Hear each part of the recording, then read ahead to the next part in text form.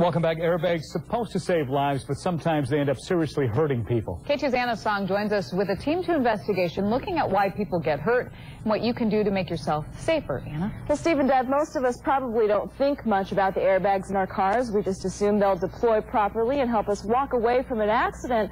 But what about cases where they're defective, and how much do you know about the kinds of injuries you can expect?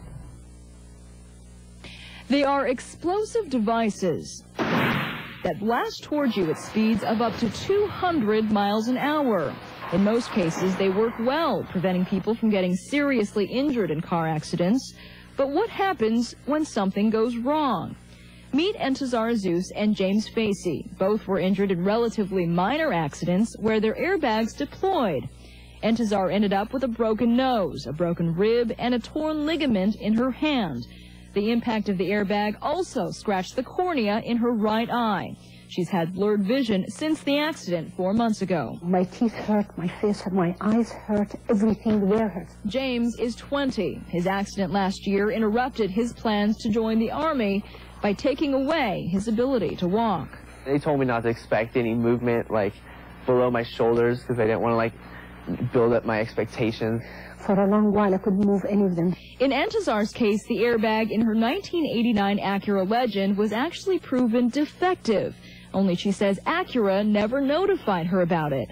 In James's accident, his attorneys claim his seatbelt in a Mitsubishi Mirage failed to properly restrain him, forcing him too close to the airbag when it deployed. And there are other cases in which people have been seriously hurt. These are victims of a defective airbag in 1994 and 95 Nissan Altimas. You can see from the crash test how the airbag deploys like a punching bag, landing a direct blow into the eye sockets of the driver. In Oregon resident Norma Swanson's case, her mascara marks left on the airbag suggest she didn't even have time to blink. You don't really have to be a rocket scientist to see why somebody gets blinded by that airbag. Nissan later issued a recall as well. In 1997, the federal government set rules allowing car makers to depower their airbags. Studies show since then fewer people have died from airbag-related injuries. So what can you do if you have an older model car or are concerned in general about the safety of the airbag in your vehicle? Well, in all cars, experts say, always wear a seatbelt.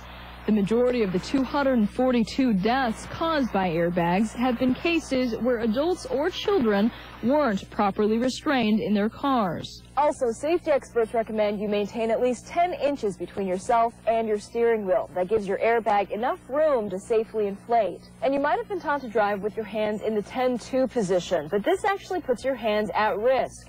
In most cars, when the airbag deploys, this plastic cover comes flying up, and that can hurt your hands. Now the safety experts say it's better to put your hands down a bit lower, out of the striking range. And you want to make sure that your steering column is tilted more toward your chest than your face. Otherwise, your airbag might give you an uppercut as it deploys.